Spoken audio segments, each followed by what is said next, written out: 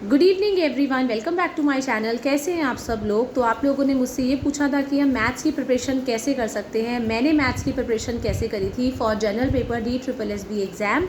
तो अब आप लोगों को ये तो पता है कि आप में से काफ़ी सारे कैंडिडेट्स ऐसे होंगे जिन लोगों को मैथ्स का नाम सुनते ही घबराहट हो जाती है। आप लोग बोलते हैं कि हमारे मैथ्स की जो कंसेप्ट्स हैं बहुत वीक हैं। तो basically the problem is that कि आप लोगों का कॉन्फिडेंस कम है।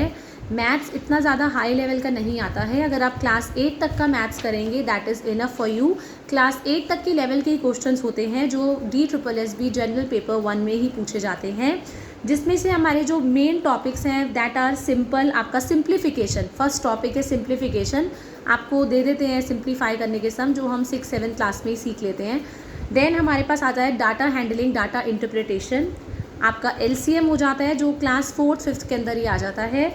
HCF आता है हमारा। देन आपका हो गया रेशियो एंड प्रोपोर्शन, ये भी हम क्लास 6 में कर लेते हैं। देन वी हैव परसेंटेज का कंसेप्ट भी आपको 4th-5th में आ जाता है, बट येस आगे आगे भी आपको थोड़ा डिटेल में करना है।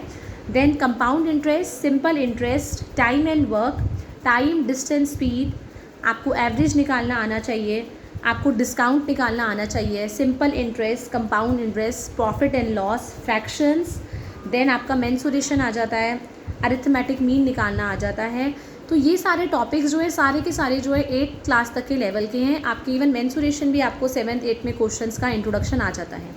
एंड क्लास 8 तक का मैथ्स जो है इतना टिपिकल नहीं है, इसीलिए उसको जनरल पेपर में डाला गया है। इसका मतलब ये है कि चाहे वो हिंदी का बच्चा हो, चाहे वो इंग्लिश सब्जेक्ट का हो, चाहे वो साइंस हो, मैथ्स हो, सोशल साइंस हो, हर एक बच्चा उस वाले कंटेंट को, उस लेवल तक के मैथ्स को कर रहा होना चाहिए। हर एक हिंदी की टीचर को भी 8 तक का मैथ्स आना चाहिए, इसीलिए आपको जनरल पेपर के अंदर मैथ्स दिया जाता है।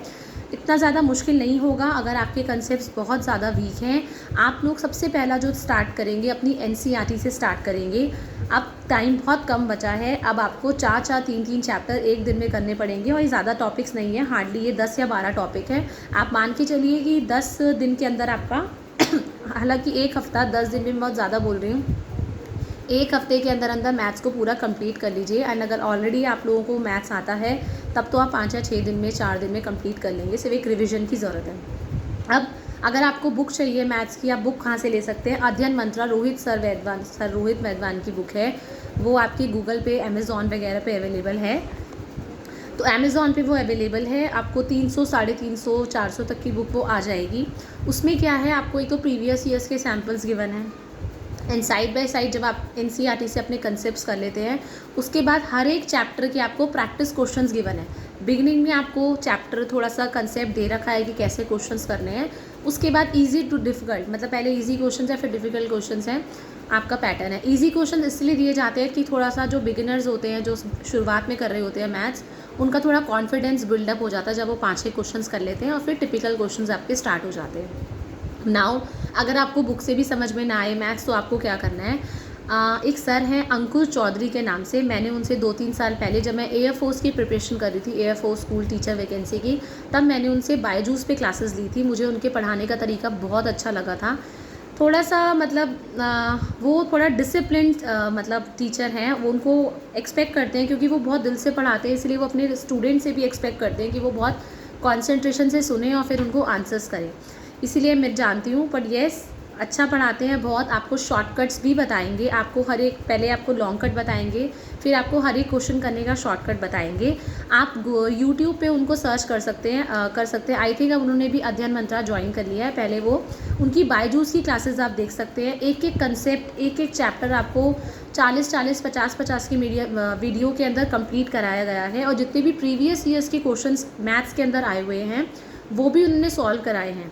मैंने यही किया था, मैंने अपना सबसे पहले NCERT का एक एक एग्जाम्पल मैंने 6 से लेके 8 तक की NCERT कर ली थी। मैंने 9th की भी कर ली थी। मेरा मैथ्स थोड़ा अबव एवरेज है, मतलब मेरा अच्छा है मैथ्स। लेकिन आपको एक्चुअली में क्या होता है, DSSB के अंदर आपको हार्डली 30 या 35 सेकंड मिलते हैं एक पर क्वेश्चन को सॉल्व करने के लिए। और आप लोगों को ये भी पता है कि उसमें नेगेटिव मार्किंग भी है। तो हम लोग क्या होता है, हमारे कंसेप्ट बहुत अच्छे होते हैं पर हम लोग एक क्वेश्चन को करने में 5 मिनट लगा देते हैं और इतना टाइम आपको मिलेगा नहीं, वरना आपका पेपर छूट जाएगा। इसीलिए अगर आपको शॉर्ट ट्रिक्स देखनी है, आप वो चैनल, आप सिर्फ इतना करिए कि DSSB जनरल पेपर बाय अंकुर चौधरी सर, वो अपने आप उनकी सारी वीडियोस आ जाएंगी, मैराथन है और सारी क्लासेस आपको आ जाएंगी। तो मैंने एक तो क्या किया था, एनसीईआरटी का एक एक एग्जाम्पल, एक एक क्वेश्चन किया था, उनको अपने हाथों से सॉल्व किया था ताकि मेरे अंदर कॉन्फिडेंस बिल्डअप हो सके। और तब मैंने सर की क्लासेस ज्वाइन करी थी फॉर शॉर्टकट। तो इसीलिए पहले लॉन्ग कट तो लेना ही पड़ेगा, डायरेक्टली आप शॉर्टकट से नहीं समझ पाएंगे। But the channel is very very best. अगर आपको बुक लेनी है प्रैक्टिस के लिए, आप अद्या मंत्रा के भी ले सकते हैं। देन आपकी एग्जाम कार्ड की भी बुक अवेलेबल है गूगल पे, वो भी आप मंगा सकते हैं। एक्चुअली प्रीवियस ईयर्स तो आजकल जितनी भी बुक्स आ रही हैं हमारी जो अवेलेबल है अमेज़ॉन पे, प्रीवियस ईयर सबके अंदर दे रखे हैं। अगर आप लोग ऑनलाइन लेना चाहते हैं तो आप आराम से इसको ले सकते हैं। बाकी मैथ्स एक ऐसा सब्जेक्ट है जिसमें जितनी प्रैक्टिस करेंगे उतनी स्पीड बनती जाएगी बनती जाएगी बनती जाएगी। और एक बार आप स्टार्ट तो करिए, आप लोग थोड़ा इंटरेस्ट दिखाइए मैथ्स की तरफ, मैथ्स आपकी तरफ डबल इंटरेस्ट दिखाएगा। मैं भी मैथ्स से बहुत डरती थी, 9th तक मेरा भी मैथ्स कुछ खास नहीं था, मुझे इवन कई बार मैं बहुत हार जाती थी। पर 10th में जब हमें एक अच्छा टीचर मिल जाता है तो हमारे कंसेप्ट्स मैथ्स के जब धीरे धीरे क्लियर होने लग जाते हैं, तो मेरा 10th 11th 12th में मेरा मैथ्स इतना अच्छा हो गया था कि मैं ज़्यादातर मैथ्स ही पढ़ती थी। इवन म्यूज़िक चला के भी आप मैथ्स को कर सकते हैं अगर आपके कंसेप्ट्स इतने क्लियर हैं। स्ट्रेस लेके मत करिए मैथ्स को। मैथ्स मैं जनरली देखती हूँ जो बच्चे, इवन जो स्टूडेंट्स भी होते हैं हमारे 10th 12th के, 8th के 9th के, उनको मैथ्स से बहुत डर लगता है, क्योंकि वो अंडरस्टैंडिंग का सब्जेक्ट है। अगर आप उसको एक बार अंडरस्टैंड करेंगे, एक बार दिल से समझेंगे तो डेफिनेटली समझ में आएगा। उसको चैलेंज की तरह लेके पढ़िए कि मैं भी देखती हूँ कि तो मुझे कैसे समझ में नहीं आता है। मैं तो ऐसे ही करती थी, जो चीज़ मुझे समझ में नहीं आती थी मैं उसके पीछे इतनी बुरी तरह लग जाती थी कि बस जब तक वो मुझे समझ में नहीं आएगी मैं आगे टॉपिक पे नहीं पढ़ सकती थी। तो मुझे डिटेल में ही हर चीज़ पढ़ना पसंद है। तो आप लोग भी डिटेल एनसीईआरटी उठाइए, आज ही उठाइए, क्लास 6 की उठाइए, पहले 6 का स्टार्ट करिए बिगिनिंग से, आराम से हो जाएंगे सॉल्व, कोई प्रॉब्लम नहीं आएगी। तब शॉर्टकट्स देखिए, क्योंकि अगर डायरेक्टली शॉर्टकट्स देखेंगे तो आपको कुछ भी समझ में नहीं आएगा। सो अगर फिर भी आपको कोई भी ऐसी प्रॉब्लम लगती है कि आपको इनका समझ में नहीं आ रहा है, तो आप मुझे डायरेक्टली मेरे चैनल पे आप कमेंट कर सकते हैं कि आपको कोई ऐसी हेल्प चाहिए किसी भी टॉपिक में जो समझ में नहीं आ रहा है, तो मैं आपको कुछ और सजेस्ट कर दूँगी। Still is there any doubt, you can always ask me the comment session. Thank you.